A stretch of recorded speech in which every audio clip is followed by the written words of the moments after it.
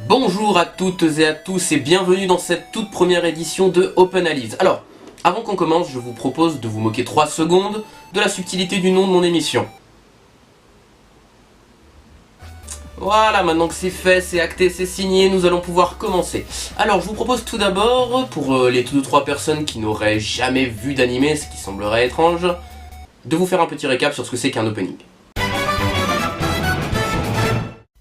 Un opening peut se traduire littéralement par générique d'ouverture. C'est un terme inhérent aux animés de manga. Il se démarque du classique générique occidental en respectant plusieurs critères principaux. Primo, il dure conventionnellement 1 minute 30. Seules quelques rares exceptions sont à noter, comme par exemple One Piece qui à partir de son opening 8 les fait durer 2 minutes 30 en sacrifiant ses endings, ou générique de fin. Deuxio, un opening change selon les saisons, arcs d'un manga. Même si certains durent seulement 12 épisodes, d'autres, comme le premier opening de Dragon Ball Z, restent beaucoup plus longtemps. 199 épisodes. Ouais. Tertio, il a pour fonction principale d'introduire le spectateur à l'anime qu'il regarde et ou à l'arc qu'il s'apprête à regarder. Cela implique donc un aspect quasiment commercial à la chose et en changer pourrait représenter un pari risqué. Bref, je suis désolé pour cette introduction complètement inutile, on va pouvoir rentrer dans le vif du sujet avec l'opening qui nous intéresse aujourd'hui qui est le dernier d'un manga extrêmement connu, Bleach. Alors je préfère vous prévenir tout de suite, ça va spoiler sévère dans cette vidéo, donc pour ceux qui n'auraient pas vu l'arc des Arrancars et ou celui des Fullbringers, je vous suggère d'aller les voir avant de poursuivre cette vidéo. Ou alors ceux qui n'en ont rien à foutre peuvent aussi... Cet opening se nomme Harukaze, ce qui signifie brise de printemps. Ouais, je suis désolé. Il est chanté par le girls band de J-pop J-rock Scandal, dont c'est le 15e single. Bien que le tube soit sorti en 2012, les fans le découvrent pour la première fois en octobre 2011 avec l'épisode 343 de Bleach et le dernier arc de l'anime, celui des Fullbringers. Alors, je vais un petit peu vous raconter ma vie, mais je suis très friand de musique japonaise. Pour l'anecdote, je n'écoute quasiment que ça. Vous comprendrez aussi que juger ce genre de musique est complètement subjectif, donc libre à vous d'avoir un avis différent du mien, je le respecterai de toute façon. Qu'est-ce que je pense de Harukaze? Eh bien, j'adore cette musique, je l'écoutais même avant de savoir que c'était un opening de Bleach. Avant de rentrer de plein pied dans l'analyse de l'opening, je me dois de vous faire un récapitulatif rapide de la situation actuelle du manga. Comme je l'ai dit plus tôt, nous sommes à l'épisode 343 de Bleach, soit le début de la 16e saison. Dans le manga écrit, cet arc suit celui des Arrancars, à l'issue duquel Ichigo perd ses pouvoirs de Shinigami, contrepartie de l'ultime Getsuga Tensho. Cette perte de pouvoir implique qu'il ne voit plus ni les holos, que les Shinigami chassent, ni ces derniers. Il se retrouve donc avec pour seul souvenir de son parcours que ses capacités physiques décuplées, ainsi qu'un badge de Shinigami remplaçant qui lui a été offert par Ukitake. Alors, vous avez tous compris que nous sommes dans une situation très particulière, dans la mesure où Ichigo, le personnage principal, a perdu ses pouvoirs de Shinigami, ce qui, je rappelle, est la raison même d'être du manga, et donc retourne à une vie de lycéen normal, standard, sans histoire. Début de l'opening.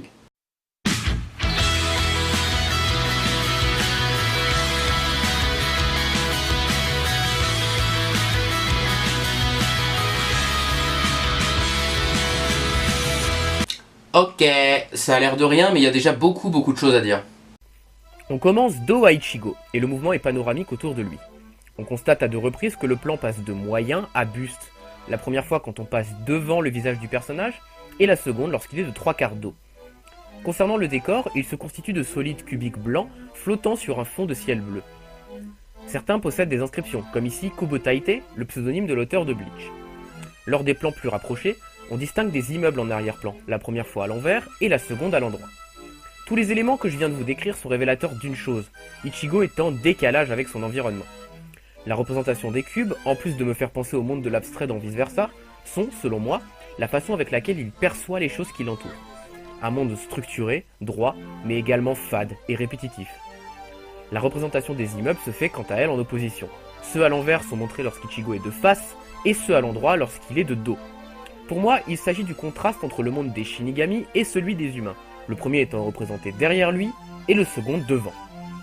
Enfin, je m'attarde sur un détail qui peut paraître anodin, mais en balayant une dizaine d'openings au hasard, je n'en ai trouvé aucun avec le logo apparaissant en même temps qu'un de ces personnages. Je pense que l'on peut expliquer ici la présence d'Ichigo par le fait qu'il soit finalement maintenant le plus proche du spectateur, un humain lambda. Vous avez vu comme chaque détail peut compter ?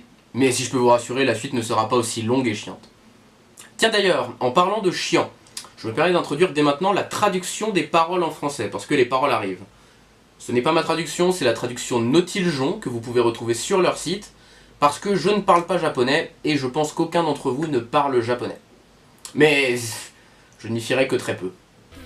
La suite est composée de plans où l'on suit Ichigo dans son quotidien. Je n'aurai pas grand chose à dire car on suit littéralement un lycéen dans la vie de tous les jours.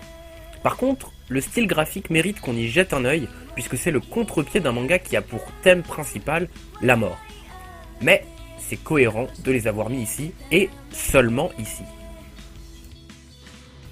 Vient ensuite l'introduction des principaux personnages de l'arc, Riruka, Giriko, Yukio et Jaki, qui sont présentés avec un effet faisant référence à leur pouvoir. Par exemple, Giriko est montré devant un énorme cadran orné de chiffres aléatoires qui fait allusion à son fullbring de temps.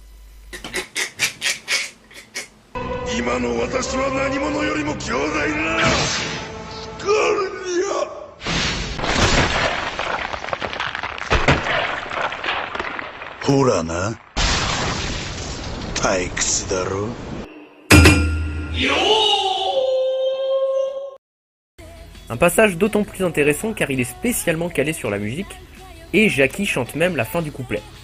Moi j'ai voulu savoir ce que les paroles disaient exactement. Mais j'ai abandonné cette idée. De même que l'idée de faire une blague là-dessus. Le plan qui suit montre les ombres colorisées d'Ishida, Orohime et Sado, trois amis d'Ichigo qui eux continuent la lutte contre les holos. Inutile d'insister sur l'effet ombre qui ne fait qu'accentuer les points évoqués précédemment. Suit un court passage où Jinjo, le chef des Fullbringers, apparaît trônant sur un siège et de la lumière jaillit de son collier. Il est presque présenté comme une menace, chose qui se renforce avec la dominance de rouge, couleur du sang, sous forme de points.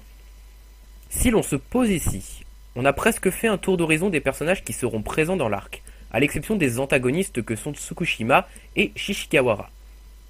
Si je vous dis ça, c'est parce que la séquence qui suit est ce que j'aime appeler du hype service. Presque tous les openings de shonen en ont. Presque. Et il a pour objectif d'allécher le spectateur avec des images classes de combats, de matchs, etc. Voici celle de Harukaze, et pour une fois, je vais me taire.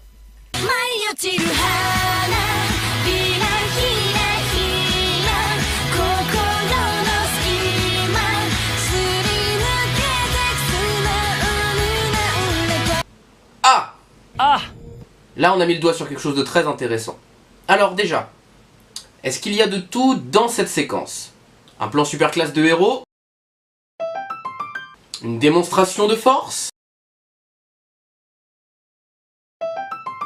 De la baston contre des gros méchants pas beaux?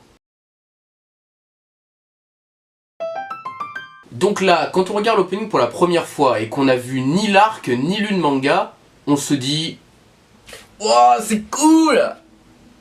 ou « C'est de la merde !» Mais quand on commence à avoir un peu de bagage, on se pose cette question-ci. On voit un enchaînement succinct d'attaques de la part de la Execution, excepté Yukio, se diriger vers un endroit qu'on semble identifier aux alentours de la caméra, conclu par un coup de lame du chef, Jinjo, qui atterrit à l'emplacement de celle-ci. Le destinataire des attaques devrait donc, logiquement, se trouver à cet endroit. Et qui c'est qui se trouve à cet endroit? Ichigo. Et quand on sait qui sont vraiment ces personnages, à savoir les antagonistes principaux, eh bien, on se rend compte que c'est bien fait, parce qu'on découvre un double sens dans cette séquence, à la fois hype service et à la fois annonciatrice de ce qui va arriver. Alors, on va vite passer sur la suite. Le plan se conclut avec une attaque d'Ichigo sur les vrais faux antagonistes, puis une réponse de Tsukushima. S'ensuit une marche d'Ichigo face caméra avec pour fond un défilement d'images très rapide tiré d'épisodes de Bleach. Ces épisodes-là. Ouais. J'ai fait pause à chaque changement en vitesse 0.25 sur YouTube. Voilà. D'ailleurs, je pense que ces images ont dû être choisies aléatoirement, la suite d'épisodes ne correspondant à aucune logique. Cette longue marche se termine par une transformation d'Ichigo, et là, l'opening se décline en 3 versions selon le moment dans le manga. Dans la première, il est en forme Near Fullbring, et on voit apparaître Ishida, Sado, Jinjo et Orohime. Dans la seconde, il est en forme Fullbring, et on voit la même image qu'en version 1. Dans la troisième, en forme Shinigami Fullbring, et on nous introduit les Shinigami qui prendront part à la bataille.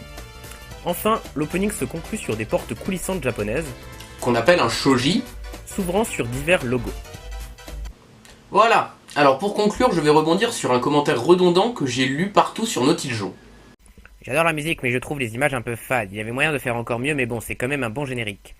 Désolé de te contredire, mais non, c'est pas l'un des meilleurs génériques de Bleach, peut-être Shoujo S, mais pas Harukaze. Bon alors, franchement, j'aime beaucoup, mais je le vois pas pour Bleach. Pour être honnête, je le vois plutôt pour un opening de One Piece. Et comme l'a écrit... moi aussi, je trouve les images un peu fades. Alors, je pense justement que tous ces choix sont volontaires et collent très bien avec ce qu'on pourrait attendre d'un dernier opening. La forme contraste certes avec le reste du manga, mais justement, on est dans un point de départ très différent aussi. Et le fond n'en est pas moins impacté, bien au contraire, car on sent qu'il est réalisé par des gens qui savaient très bien ce qu'ils faisaient. Je trouve d'ailleurs Shoujo S bien moins ancré à l'univers par rapport à celui-ci. Il est noté 9,56 sur 10 sur le site Nautiljo. Enfin, après, j'ai pas encore vu d'opening noté en dessous de 9 sur 10 sur ce site. Si vous en trouvez un, dites-le moi. Moi, si je devais lui donner une note, je lui donnerais 8 sur 10, et je le classe d'ailleurs sans problème dans mon top 20 de mes openings préférés, et à la deuxième place de mes openings préférés de l'anime Bleach. Après, n'oubliez pas que ce n'est que mon avis, et libre à vous de penser différemment. En bref, j'adore cet opening, j'adore Bleach, je vous conseille tout ça si vous ne connaissez pas, et je vous dis à la prochaine pour une nouvelle vidéo. Salut à tous!